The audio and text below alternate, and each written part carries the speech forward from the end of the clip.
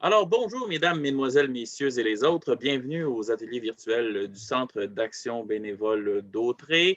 Aujourd'hui, donc dans la série des vedettes du patrimoine d'Autrey, présentée par M. Paul Boudreau, il nous amène visiter les très jolis villages de Mandeville et de Saint-Norbert dans le nord de la Naudière. Donc, M. Boudreau, je vous laisse la parole. Merci beaucoup, Christian. Bonjour et bienvenue, chers amis, à la 5e conférence sur le patrimoine immobilier de la MRC d'Autrey. Aujourd'hui, nous allons nous attarder sur les beautés patrimoniales classées supérieures et exceptionnelles des municipalités de Mandeville et de Saint-Norbert. Avant d'aller plus loin, j'ai des bonnes nouvelles à vous communiquer. Vous vous souvenez, la dernière fois, j'avais fait état d'une entente qui était intervenue entre la MRC d'Autrey et le ministère de la Culture et des Communications au sujet du financement de travaux de restauration sur des maisons classées supérieures et exceptionnelles. Eh bien, je vous avais mentionné qu'il y avait seulement 2 des 15 municipalités qui s'étaient joints à ce programme-là. Maintenant, il y en a 2 autres qui sont ajoutés. Il y a Saint-Didas et Lanoraie, semble-t-il. Entre autres, la municipalité de Saint-Didas a l'intention de faire des travaux sur sa bibliothèque municipale qui est logée, vous vous en souviendrez, lors de la dernière conférence, dans le merveilleux presbytère de cette municipalité, qui est un bâtiment classé exceptionnel. Alors, tant mieux si le presbytère de Saint-Didas va être sauvé. Bravo. Alors, avant d'aller plus loin, nous allons regarder le plan de la conférence d'aujourd'hui, si vous voulez bien. Alors, premièrement, nous allons nous promener à Mandeville, où nous allons regarder 6 bâtiments, dont la superbe église Saint-Charles-Borromée, qui est vraiment au cœur du village de Mandeville. Puis va venir le segment didactique qui s'appelle « Vocabulaire patrimonial », où je vais vous exposer 30 termes qui sont utilisés dans le vocabulaire patrimonial, avec évidemment des photos à l'appui pour que ça soit bien clair ce que chacun de ces mots-là veut dire.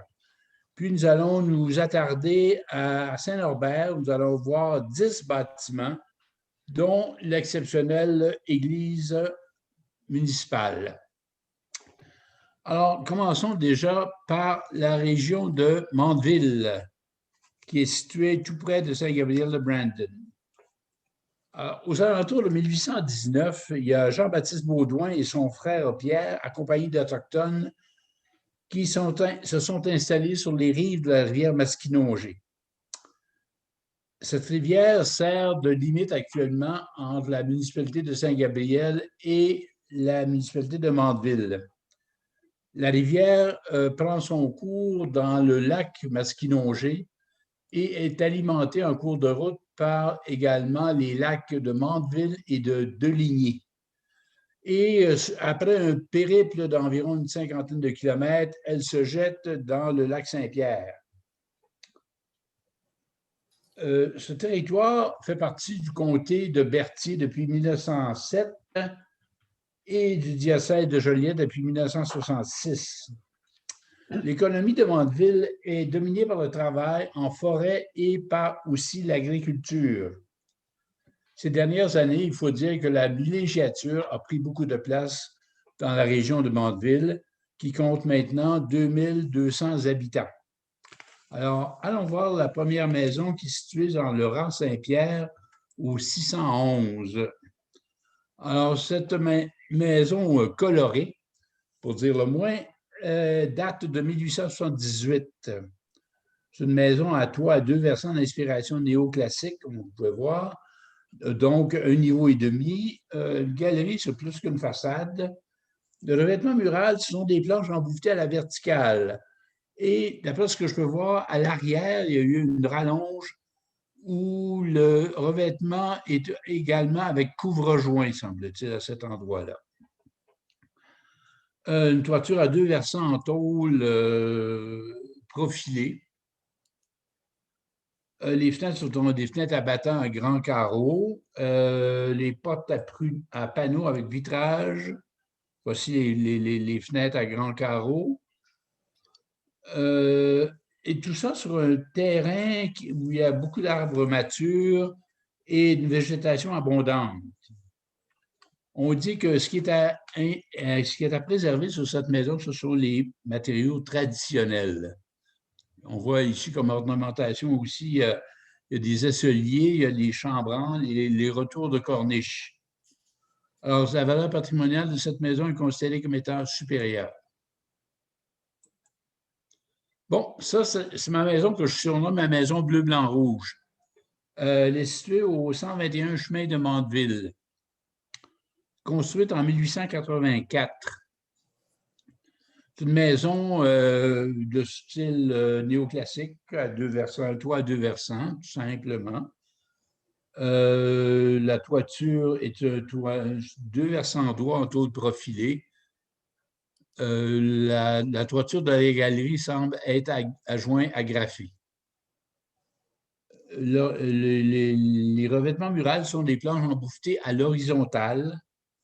Il y a une galerie qui fait presque tout le tour de la maison, sauf une petite portion sur le mur arrière. Comme ornementation, il y a des retours de corniche, il y a des planches cornières, on peut voir, et les chambranles. Les fenêtres, il y a des fenêtres à battants au rez-de-chaussée et coulissantes en haut. Les portes sont modernes, il faut dire. Ça, c'est la portion de la galerie à l'arrière de la maison. Ce qui est à préserver, c'est le revêtement mural et les fenêtres. C'est situé sur un grand terrain avec des arbres matures et c'est à proximité du lac de Mandeville, évidemment. Très jolie maison, des très jolies décorations au-dessus des fenêtres du rez-de-chaussée également, comme on peut voir ici, avec une découpe en bois et des volets. Alors, c'est classé supérieur, cette maison. Maintenant, on change de lac, on s'en va au lac de Ligny. Cette maison est située au 321 chemin de Ligny. Année de construction 1821. C'est une maison à deux versants d'inspiration néoclassique qui a un étage et demi de hauteur et le revêtement mural sont des planches embouffetées horizontales. Alors, la galerie, comme vous pouvez voir, fait plus qu'une façade. Il y a deux cheminées recouvertes de tôle. Il y a beaucoup d'ornementation sur ce bâtiment-là. D'abord, les chambrans de fenêtres et de portes, les planches cornières, les esseliers, la jupe de galerie. On verra plus tard ce que c'est qu'une jupe de galerie. Vous pouvez deviner déjà ce que c'est, le treillis sous la galerie. Vous avez un lambrequin également et vous avez des retours de corniche, comme on peut voir ici. Ici, vous voyez le lambrequin. Alors, la toiture est à deux versants en tôle agrafée. Les fenêtres sont des fenêtres non traditionnelles à grands carreaux. Les portes, par contre, sont modernes. Ce qui est à préserver, c'est le revêtement du toit, le revêtement mural et l'ornementation. J'ai fait un brin de causette avec le propriétaire qui me disait que, à sa connaissance, la maison avait été construite par M. Deligny lui-même en 1821. M. Deligny était à l'époque député du comté de Warwick, qui est devenu le comté de Berthier plus tard. Et cette même année-là, M. Deligny avait construit à Berthierville, sur la rue Frontenac, le manoir Deligny, dont on a parlé lors de ma première conférence sur le patrimoine. Alors, c'était plus ou moins sa maison d'été à M. Deligny, semble-t-il. Alors, c'est classé évidemment classé supérieur comme bâtiment. On voit ici que la porte est moderne. Et vous voyez le lambrequin qui fait la totalité de la corniche.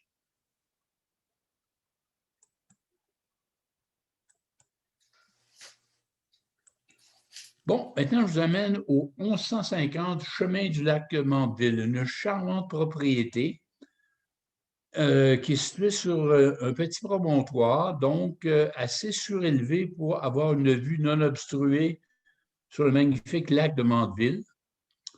Alors, c'est une propriété qui date de 1878 quand même. Alors, elle est de style néo-gothique. On reconnaît ça à l'effet qu'il y a un pignon sur la façade principale. Le revêtement mural est en planche à clin, sauf dans la portion supérieure du pignon, où c'est en bardeau de bois, qu'on verra de plus près tantôt. Il y a un petit balcon au-dessus du perron, supporté par des consoles.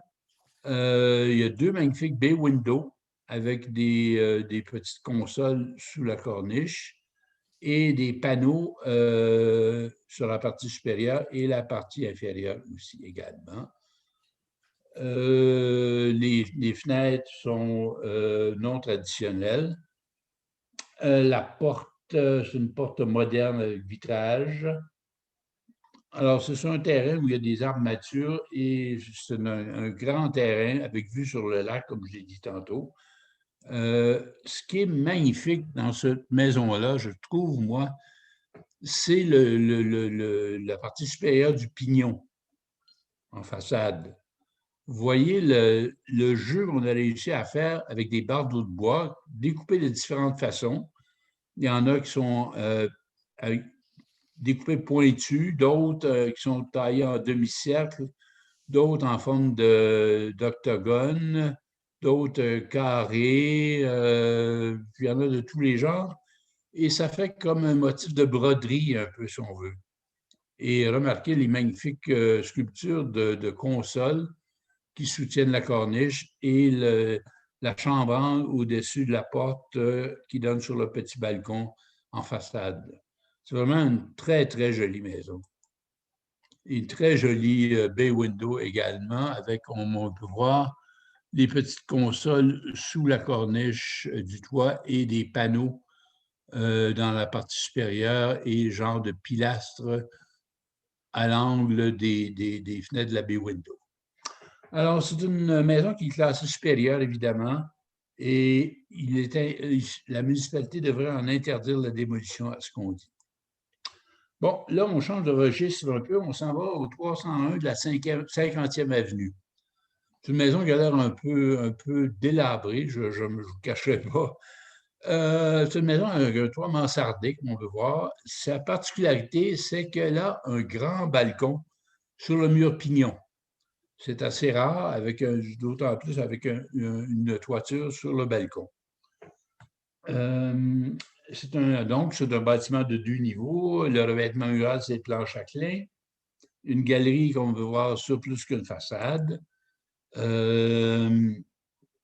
L'ornementation, il y a des retours de corniche, il y a des colonnes, il y a des planches cornières, évidemment. La toiture, ben là, on voit 3 types de toitures. Sur le terrasson du toit mansard, on voit qu'on a une toiture à tôle agrafée. Sur le brésis, c'est une toiture en plaque de tôle. Et sur la galerie, c'est une toiture en tôle profilée. Ce qui est particulier, c'est que la toiture des lucarnes est faite par un prolongement du terrasson. On dit que c'est les lucarnes en appentis, dans ce cas-là. Alors, il y a des fenêtres à guillotine au rez-de-chaussée et à battant en haut, avec des grands carreaux. Alors, c'est une maison qui est située sur un vaste terrain. Et on voit ici un gros plan du terrasson qui se prolonge au-dessus de la lucarne.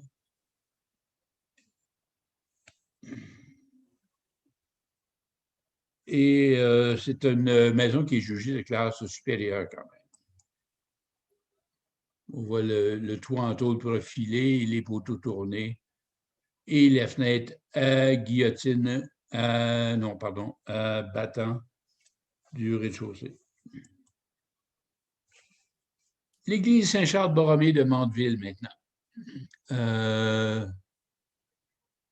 C'est une église construite en 1897 par M. Pierre Perrault. Elle est de style néoclassique. Alors là, d'abord, ce qu'on appelle un perron monumental, c'est-à-dire un perron surélevé légèrement par rapport au terrain environnant. Le revêtement mural, la façade principale est en briques, comme vous pouvez voir, mais tout le reste de l'église est en crépi. La toiture, une toiture à 2 versants droits en tôle à la canadienne. L'ornementation, il y a des retours de corniche, il y a surtout beaucoup de jeux de briques sur la façade principale. Les briques, des demi-briques, en fait, ont été posées comme en escalier ici pour, je ne sais pas si c'est pour évoquer le motif de console qu'on voit ailleurs dans d'autres constructions, et un fronton qui est supporté par les mêmes briques en escalier. Et il y a des demi-briques qui font le tour de la fenêtre plein cintre qu'on voit ici. La porte principale, c'est une porte double à panneaux avec un tympan vitré, et encore là, il y a un encadrement en demi-brique, et c'est surmonté d'un fronton. À l'intérieur, la nef est une nef à 3 vaisseaux, excusez-moi, avec un plafond voûté. Derrière l'église, il y a évidemment le fameux cimetière sous des arbres matures. On m'a dit que le presbytère avait été démoli en 2005 à Mandeville. Bon, maintenant, on va passer au segment qu'on appelle le vocabulaire patrimonial. Alors, je vais vous montrer 30 termes du vocabulaire patrimonial. D'abord, premièrement, le premier terme, c'est allège. Qu'est-ce qu'une allège? Une allège, ne faut pas confondre avec, ici, c'est la tablette sous la fenêtre, on appelle ça un appui de fenêtre. L'allège, c'est la portion du mur sous l'appui de fenêtre à aller jusqu'au niveau du plancher. Alors, excusez-moi. Alors, toute cette portion-là, ça, c'est l'allège de fenêtre. La baie, qu'est-ce qu'une baie? Une baie, c'est une ouverture dans un mur. Ça peut être une porte ou une fenêtre. Et habituellement, c'est évidemment vitré. On dit une baie, c'est vitré. Alors, c'est vraiment le synonyme du mot ou simplement ouverture. Un casse-goutte, ça c'est spécial. Ce que vous voyez actuellement, c'est sous l'appui d'une fenêtre. Ici, c'est en béton ou en pierre, je ne sais trop. Et vous voyez, quand il pleut, l'eau de pluie descend sur la façade, sur la face de l'appui, et elle a tendance, rendue sous l'appui, de s'en aller à l'horizontale et de se rendre et de couler le long du mur.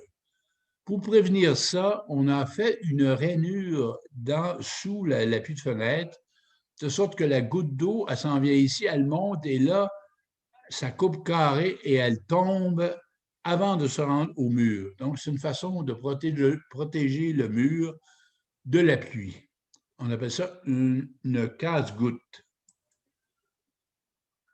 Une clé de voûte. Une clé de voûte, c'est la pierre qui est située au sommet d'une arche, comme celle-ci, une arche plein cintre dans ce cas-ci. C'est une pierre qui a la forme d'un trapèze et qui a pour but de tenir ensemble les autres pierres qui forment l'arche. Si vous enlevez la clé de voûte, les autres pierres vont automatiquement s'écrouler. C'est un équilibre qui est donné par la présence de la clé de voûte. Un contrevent. Qu'est-ce qu'un contrevent? C'est un panneau vertical qui peut servir à fermer l'ouverture d'une fenêtre. On appelle ça également un volet ou une persienne, tout simplement. Un crépi. Le crépi, c'est un enduit à base de chaux ou de ciment qui recouvre un mur habituellement de maçonnerie pour le protéger contre les affres des intempéries et aussi l'étancher. Le jupe de galerie, c'est un parement fait de planchettes de bois ou de treillis qui sert à fermer le dessous d'une galerie, tout simplement. Une logette, qu'est-ce qu'une logette? Une logette, c'est un petit balcon fermé en saillie sur un mur d'un seul étage. Un meneau. Un meneau, c'est la partie structurale qui sert à diviser une fenêtre en deux ou en trois. Alors, vous avez un meneau ici et un meneau là qui divise la fenêtre en trois. Un pilastre, qu'est-ce qu'un pilastre? Un pilastre, c'est une colonne plate qui est comme adossée à un mur, partiellement encastrée dans le mur et qui fait saillie par rapport à ce mur-là. Un portail, qu'est-ce qu'un portail? Un portail, c'est une entrée parfois à caractère monumental comme ici, qui comprend d'abord la porte elle-même, son encadrement et tout son décor architectural autour. Alors, c'est ce qu'on appelle un portail. Qu'est-ce qu'une solive de rive? Une solive de rive, c'est la pièce de charpente qui forme le côté, par exemple, d'une terrasse sur lequel viennent aboutir les planches formant le plancher de la dite terrasse. Ça, c'est la solive de rive. Une véranda, qu'est-ce qu'une véranda? Une véranda, c'est une structure fermée par des fenêtres ou des moustiquaires d'une galerie, tout simplement. Autrement dit, on peut également utiliser le mot solarium. Qu'est-ce qu'un arc en brique? Bon, un arc en brique, il faut vous expliquer que quand on a une baie dans un mur, mettons un mur en maçonnerie, en pierre ou en brique, il faut s'arranger pour supporter la charge du mur qui se trouve au-dessus de la fenêtre, parce que c'est bien clair que la fenêtre ne peut absolument rien supporter, elle s'effondrerait au moindre choc. Alors, il faut faut supporter cette charge-là d'une façon quelconque. Il y a bien des façons de faire. On peut, par exemple, se servir d'une cornière d'acier. Actuellement, c'est ce qu'on fait de nos jours.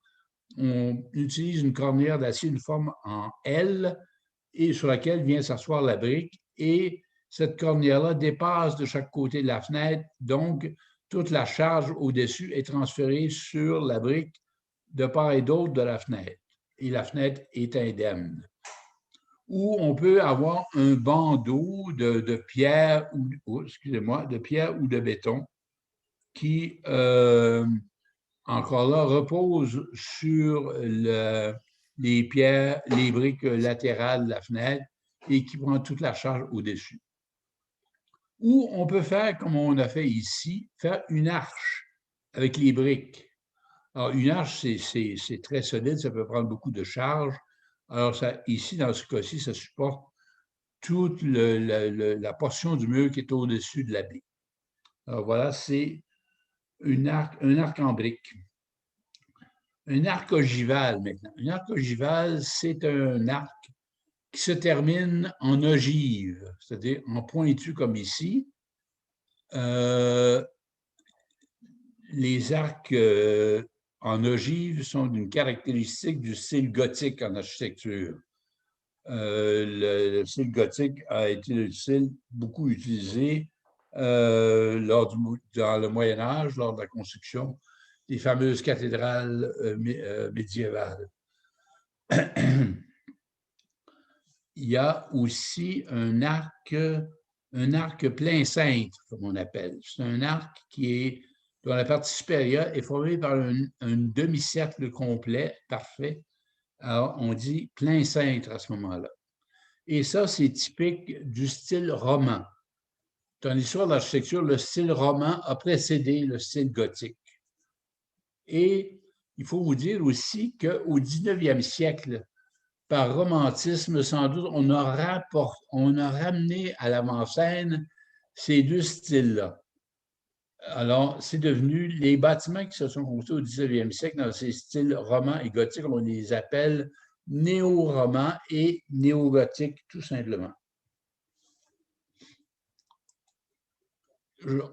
Un bardeau de bois découpé, c'est un revêtement traditionnel dont l'extrémité inférieure est découpée en forme circulaire ou angulaire.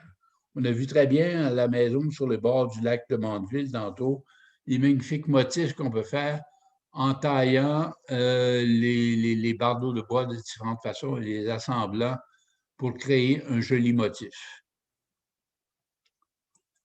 Une flèche, c'est un élément décoratif qui se prolonge au-delà d'une structure en forme de pointe. Ici, on voit une flèche qui surmonte un clocher.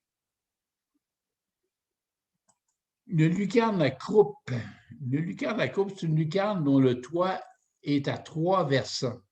Alors, vous avez un ici, un là et l'autre qui est caché de l'autre côté. 3 versants, c'est une lucarne à croupe.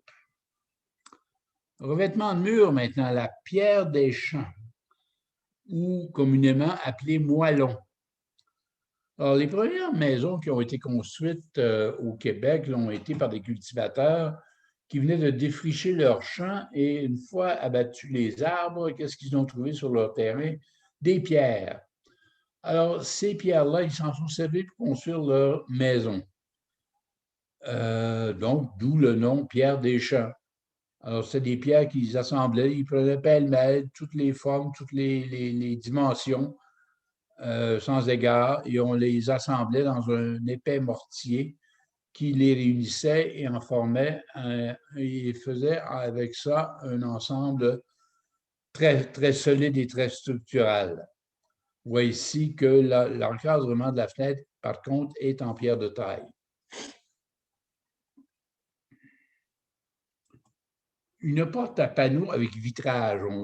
Souvent dans mes descriptions de maison, je parle de porte à panneaux avec vitrage. En voici une typique.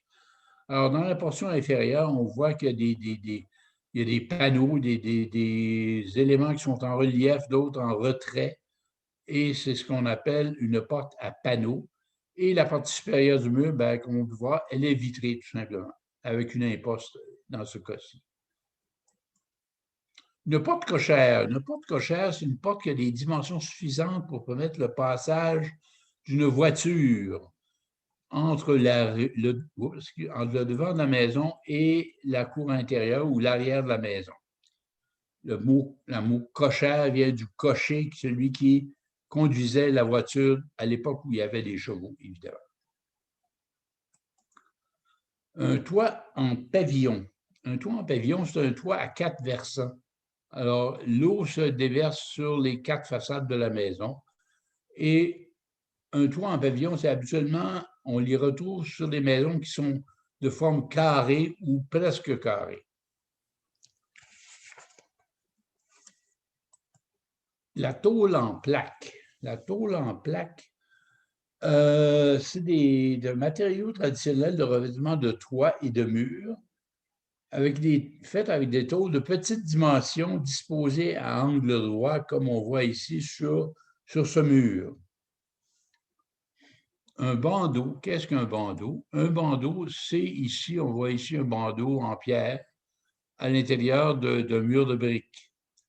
Et je pense que ça illustre en même temps cette image-là, ce que je vous disais tantôt à propos de linteau au-dessus d'une ouverture. On voit ici le linteau de pierre qui supporte la brique au-dessus et qui transfère la charge sur les briques qui sont de chaque côté de la fenêtre, de sorte que la fenêtre ne subit aucune charge.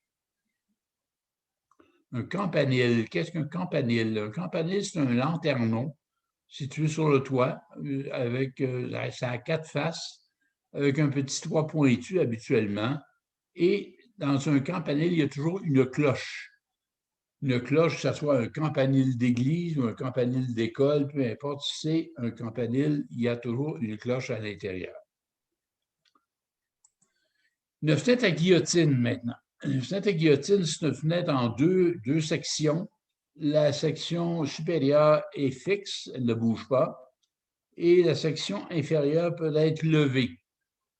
Et elle peut maintenir le niveau qu'on lui imprime grâce à un système de cordes qui la soutiennent à l'intérieur, reliées à des contrepoids qui se trouvent à l'intérieur du cadre et qui permettent d'arrêter la fenêtre à l'endroit où on veut bien et la maintenir à cette position-là. Un lanternon. Un lanternon, c'est une petite construction qu'on retrouve de forme carrée, qu'on retrouve sur le toit et qui peut servir, par exemple, dans les granges étables, quand les quatre faces ont des persiennes, à ventiler la grange étable, ou dans les villes, c'est souvent les quatre faces sont vitrées, ce qui permet d'éclairer les combles des maisons. Un mur coupe-feu. Un mur coupe-feu, c'est la portion du mur que vous voyez ici entre les deux propriétés. Dans les villes où les constructions de maisons étaient tout à fait contiguës, c'était le risque d'incendie perpétuel parce que les murs avaient beau être en pierre et donc ignifuges, il n'en restait pas moins que sous les toitures, il y avait beaucoup de bois. Hein, la structure des toitures était en bois. Et même s'il y avait un revêtement en métal, quand le métal, ça chauffait, ça transmettait la chaleur au bois qui était en dessous et ça finissait par déclencher l'incendie. Alors, suite à des conflagrations importantes qui ont eu lieu dans les villes, dont Montréal, on a instauré un règlement municipal qui demandait que quand vous avez deux constructions contiguës, d'élever un mur coupe-feu entre les deux propriétés. Alors, il fallait que le mur, évidemment, coupe-feu soit en matériaux ignifuges, bien sûr, et qu'il soit plus haut que les toitures adjacentes et qu'il se prolonge davantage vers la rue pour éviter que le feu se propage d'une toiture à l'autre. Ici, vous voyez, la toiture est en tuile d'ardoise, de même que le dessus du mur, et l'autre toiture est en tôle à la canadienne. Une pierre de taille. Une pierre de taille, c'est une pierre de construction qui est taillée au couteau, qui est lisse, qui est de dimensions régulières et des dimensions égales. Et ça servait dans les bâtiments les plus prestigieux parce que c'était une pierre qui était évidemment plus dispendieuse que des moellons, évidemment. Alors, si vous voulez bien, on va récapituler tranquillement le vocabulaire pour bien l'intégrer.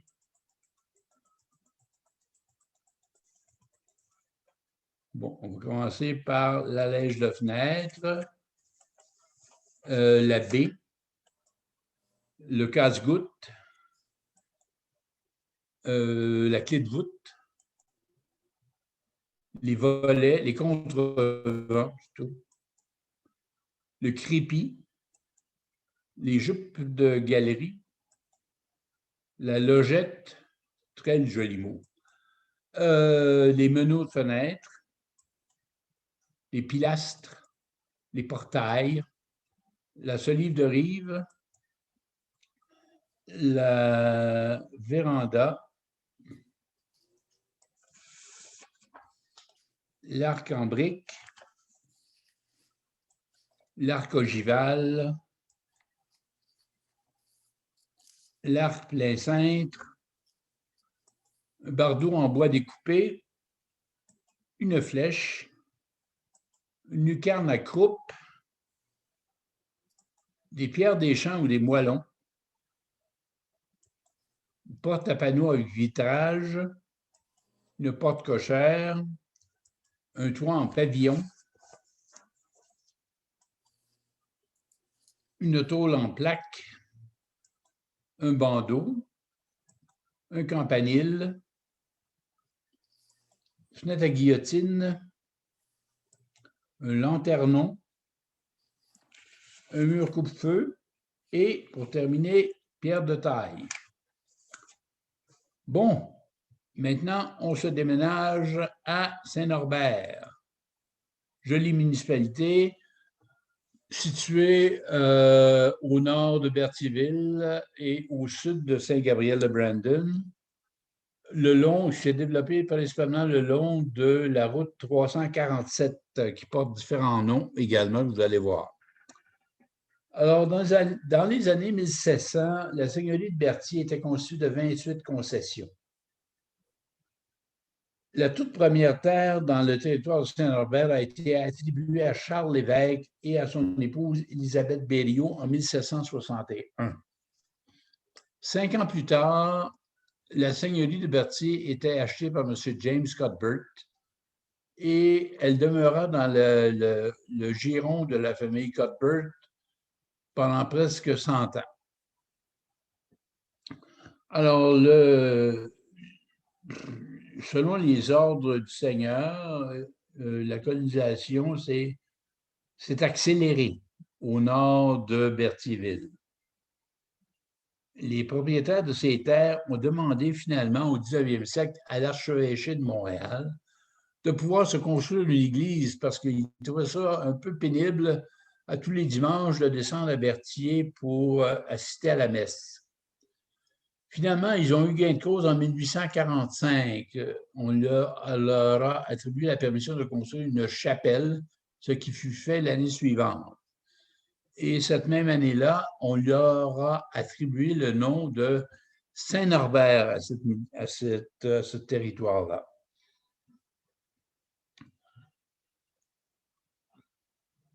L'église actuelle de Saint-Norbert a été construite en 1876, soit 30 ans après la construction de la première chapelle. Alors, la population de Saint-Norbert se situe autour de 1000 résidents. C'est une municipalité qui compte quelques commerces, plusieurs fermes agricoles et des résidences de villégiature. Son église est devenue la propriété de la municipalité il y a quelques années et on l'a transformée en un lieu qu'on appelle maintenant l'espace culturel Jean-Pierre Ferland, du nom d'un de ses célèbres résidents. Alors, on est à veille d'y aménager la bibliothèque municipale et doubler d'une salle de spectacle et d'exposition. Le maître-autel de cette vénérable église, qui a une valeur patrimoniale exceptionnelle, a été conservé intact. Alors, allons voir la première maison qui est située sur le rang nord, c'est-à-dire la route 347, au 1109 de cette route. Alors, voici la maison. C'est une maison à 2 versants d'inspiration néoclassique d'un étage et demi, avec recouverte de planches à clin, avec une galerie, c'est plus qu'une façade, comme on peut voir. Une cheminée double en briques. Comme ornementation, il y a des aisseliers, il y a une jupe de galerie, il y a un retour de corniche, des lucarnes avec applique dans le fronton avec console. Alors, la toiture est à double versant en joint agrafé. Les fenêtres, des fenêtres à grands carreaux et à guillotine à petits bois. Les fenêtres à guillotine sont à l'étage et les fenêtres à battants sont au rez-de-chaussée. Alors, c'est situé sur un terrain où il y a des arbres matures dans un vaste terrain. Et elle est considérée comme étant une propriété de valeur patrimoniale supérieure. Vous voyez ici la délicate décoration à l'intérieur du fronton et les consoles qui supportent le fronton sur chacune des lucarnes. Juste en face, il y a la 1110 rang nord qui a été construite quelques 55 ans plus tard, en 1885. Alors, c'est un édifice à toit mansardé qui, malheureusement, est en moins bon état que son voisin en face. Le revêtement mural est en planche à clin. Comme ornementation, il y a d'abord des aisseliers, il y a des colonnes tournées, des consoles à denticules sous la corniche, qu'on verra un peu plus tard, et le retour de corniche et des planches cornières. La toiture est à terrasson. La terrasson est en tôle à joint graffé et le brésis en plaque de tôle. Et les lucarnes sont à toit arrondi. On voit ici les consoles et les denticules sous la corniche et les planches cornières à panneaux, comme on voit ici. On voit la tôle en plaque sur le brésis de la toiture et le retour de corniche. On voit ici le toit arrondi des lucarnes et la toiture à joint agrafé du terrasson. Bon. Le 970, toujours dans la route 347, c'est un édifice cubique de l'inspiration Four Square Style, donc de 2 niveaux, avec un revêtement mural de planche à clin. La galerie est surmontée, on ne voit pas très bien sur cette photo-là, on voit un peu mieux ici. Une galerie, il y a un balcon au-dessus de la galerie. De l'ornementation, il y en a beaucoup. Hein. Il y a des aisseliers, évidemment, il y a des planches cornières, on peut voir ici, une corniche à denticules, on verra un peu plus tard, une jupe de galerie, il y a un lambrequin sous le balcon, puis il y a des poteaux tournés, on peut voir ici. C'est une très, très jolie maison, en bon état à part ça. Une toiture à 4 versants en pavillon, en plaque de tôle. Des fenêtres à battants à grands carreaux et les portes, des portes à panneaux avec vitrage en ovale, s'il vous plaît, avec un petit imposte au-dessus. Alors, ce qui est à préserver sur cette magnifique maison, c'est l'ornementation, les fenêtres à battants à 4 carreaux. Sur le terrain, on trouve une couverture végétale abondante et des arbres matures. Alors, la valeur patrimoniale de cette maison est déclarée comme étant supérieure. Bon, transportons-nous plus loin sur la route 347. On est presque rendu à Saint-Gabriel-de-Brandon, une maison mansardée qui date de 1900. Nombre de niveau 2. Revêtement mural en planche à clin et en bardeau, comme vous allez voir. Il y a une petite maison derrière qui est mignonne comme tout, qui est tout à fait dans le style de la maison principale. Je ne sais pas qu'est-ce que ça abrite, cette petite construction-là. Alors, vous avez une galerie sur plus qu'une façade. Ornementation, qu'est-ce que vous avez? Vous avez des aisseliers. Vous avez un fronton au-dessus de l'entrée. Vous avez des planches cornières, évidemment. Et des poteaux tournés. Ouais. Alors, la toiture, c'est une toiture à terrasson et brésis en tôle agrafée. Une lucarne à fronton. Des lucarnes à fronton. Ici, on voit les petits toits sur les frontons. On voit, il y a le bardeau hein, sur la façade principale et dans le triangle du fronton au-dessus de l'entrée. On voit très bien les aisseliers et les poteaux tournés. C'est une porte à panneaux avec vitrage. Ce qui est à préserver, c'est le revêtement mural et les fenêtres, qu'on dit.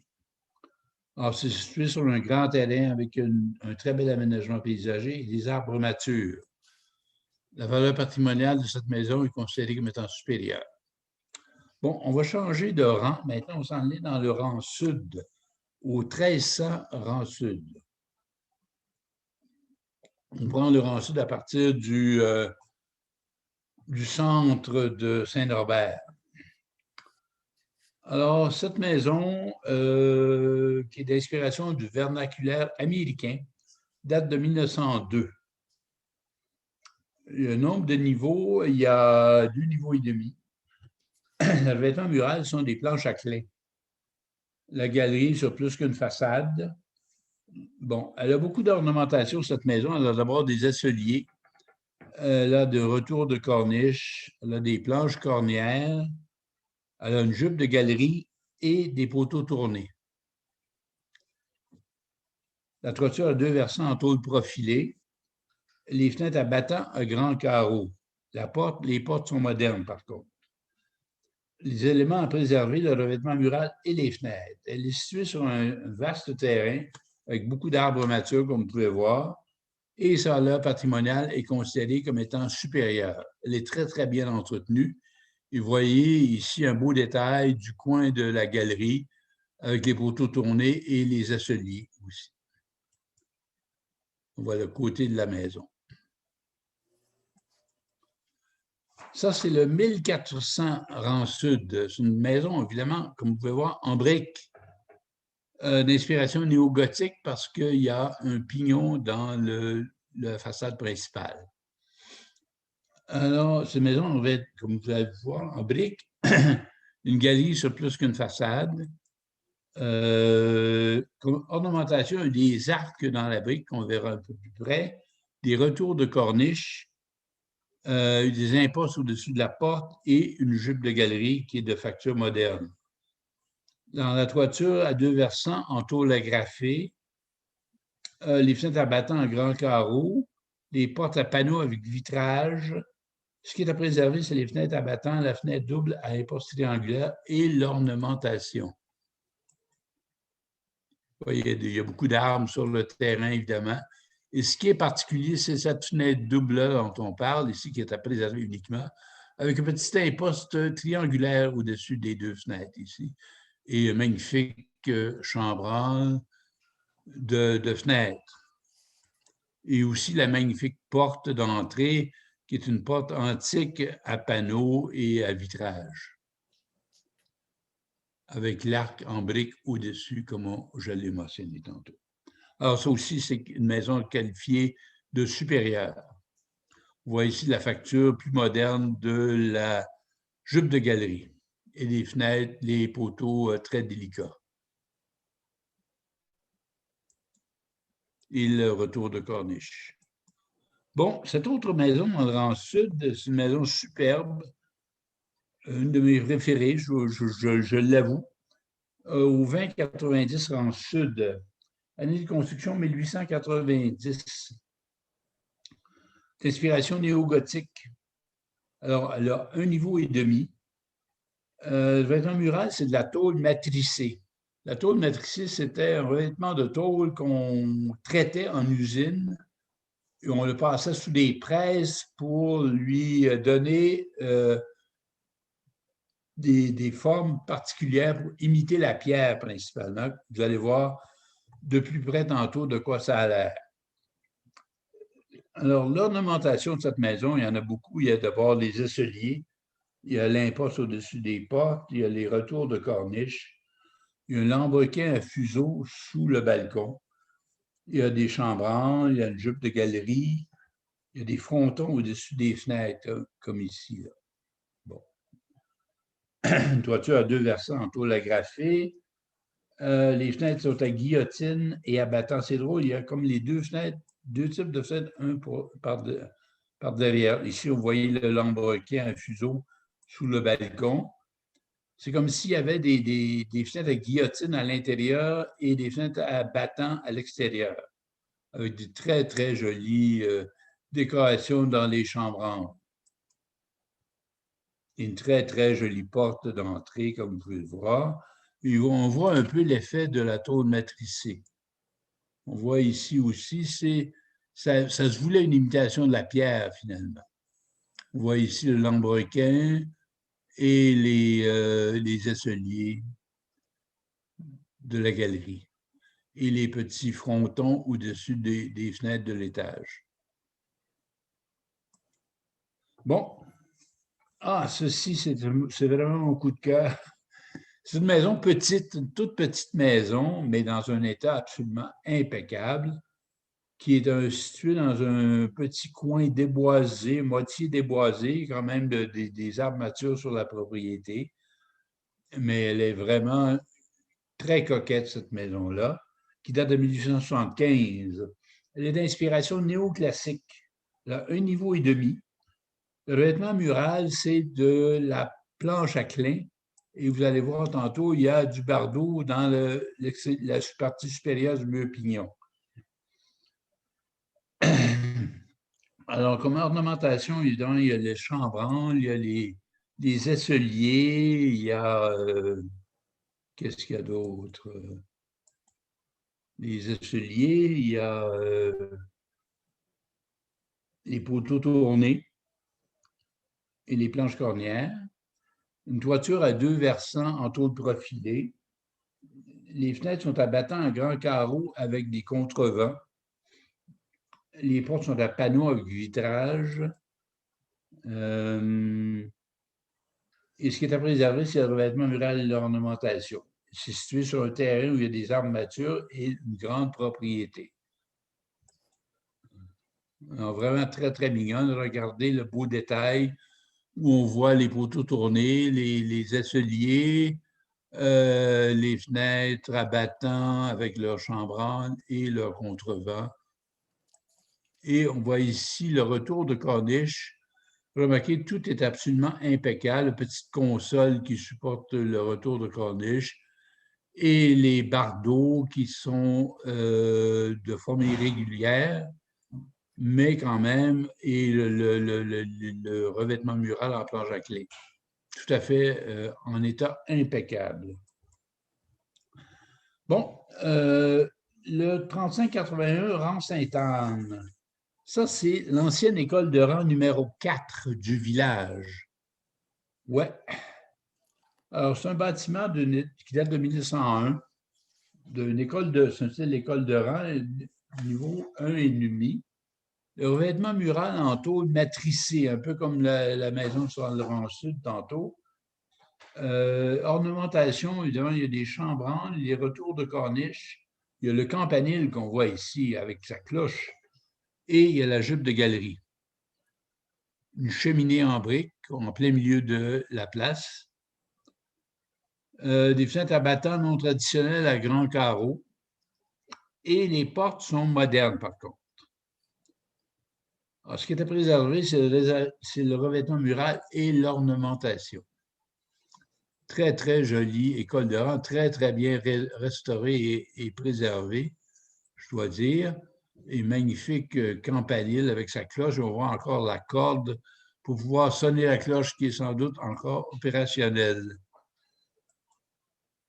Et on voit ici un des murs. On va voir une autre photo de l'autre mur pignon. On voit très bien l'effet que donne la tôle matricée. Hein? C'était pour imiter une espèce de pierre de taille, pierre avec du relief dessus, si on veut, et de faux joints, évidemment.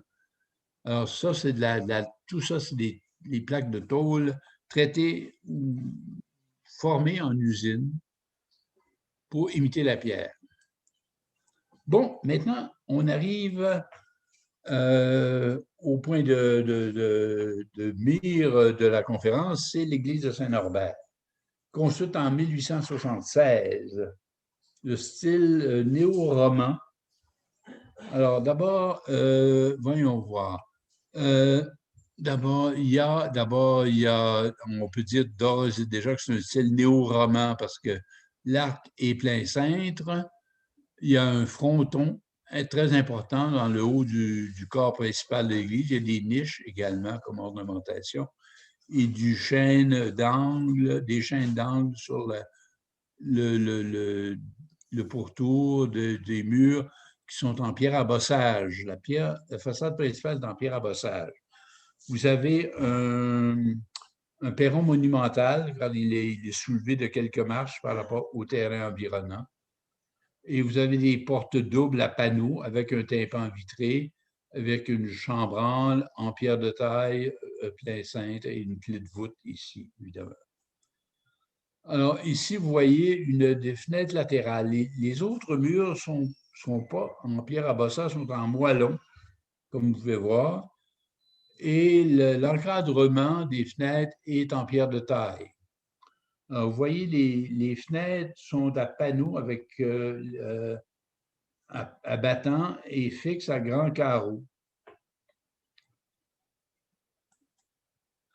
Ici, j'ai fait cette photo d'une espèce de petite remise, un petit appentis vers l'arrière de l'église pour vous montrer qu'il y avait une toiture avec des joints à baguette sur le dessus.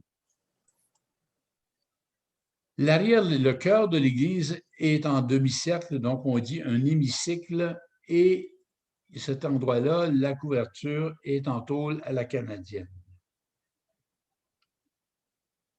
Ailleurs, le toit est en tôle en joint agrafé, comme je vous l'ai dit. On voit ici un petit retour de corniche et on voit l'encadrement en pierre de taille autour des fenêtres. Et on voit une magnifique vue sur le perron et les portes doubles de l'entrée avec son tympan vitré. Et on voit le chêne d'angle en pierre de taille. Et on voit le pierre à bossage sur la façade principale et les moellons sur la façade latérale. À côté de l'église, il y a une charmante petite grotte en pierre dédiée à la Vierge, comme vous pouvez voir, sous les arbres matures qui entourent l'église. Et tout à proximité coule la rivière, je pense qu'elle s'appelle Bonaventure à Saint-Norbert. À l'intérieur de l'église, on voit cette magnifique orgue. On voit aussi le magnifique plafond voûté de l'église qui, ça plaît bien à un œil d'architecte parce que tout est très divisé géométriquement parlant et le motif est très, très bien encadré et délimité à l'intérieur d'une forme géométrique. Vous voyez même les anges ou les personnages sont chacun dans cette petite case très, très bien encadrée, avec des lustres qui pendent du plafond.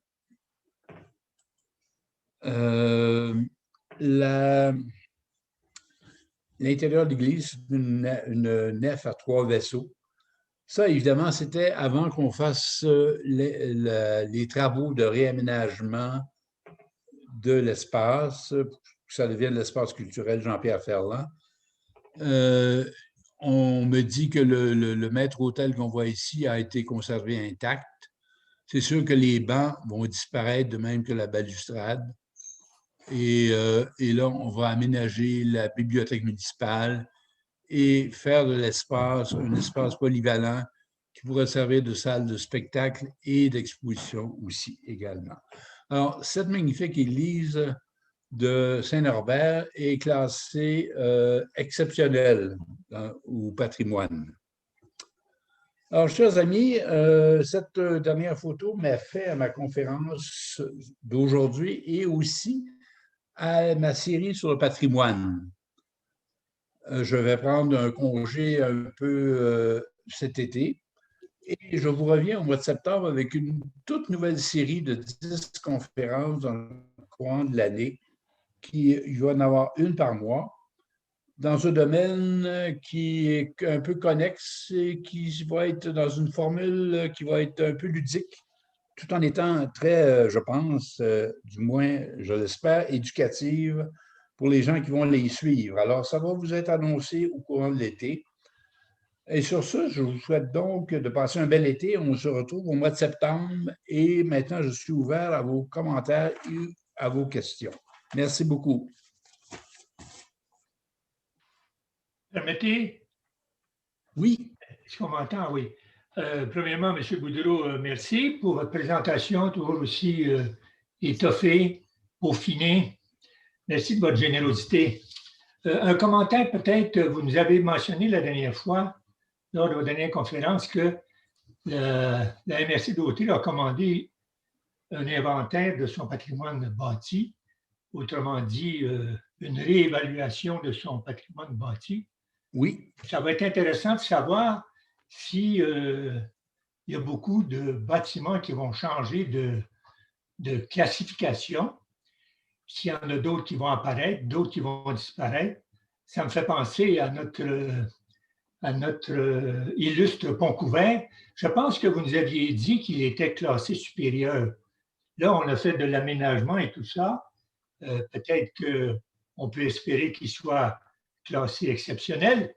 À ce moment-là, peut-être ça lui donnera ouverture à certains programmes. de financement pour faire de la préservation. Bien, je dois vous dire, M. Lanois, qu'à ma connaissance, il n'y a pas seulement les bâtiments exceptionnels, mais aussi les bâtiments classés supérieurs qui sont éligibles à du financement. Oui. Les deux catégories sont éligibles. Oui. Je note bien ça. Parfait. Merci. Est-ce qu'il y a d'autres questions? Sinon, bien, on peut se laisser là-dessus. Merci beaucoup, M. Boudreau. C'était encore une fois fort intéressant, fort complet comme présentation. Je rappelle à ceux qui nous attraperaient pour une première fois en rediffusion que les autres capsules sont aussi enregistrées et disponibles sur notre chaîne YouTube du Centre d'action d'autres ou sur notre page Facebook. Donc, ne vous gênez surtout pas. Si jamais il y avait des gens qui nous attrapaient en rediffusion et qui avaient des questions pour M. Boudreau, je suis persuadé que vous pouvez nous les envoyer et qu'il se fera un plaisir de vous répondre. Alors, merci à tous et à toutes. Bonne fin de rencontre, bon été, M. Boudreau, bonnes vacances. Et on se revoit très prochainement. Très bien. Au revoir tout le monde. Et au revoir.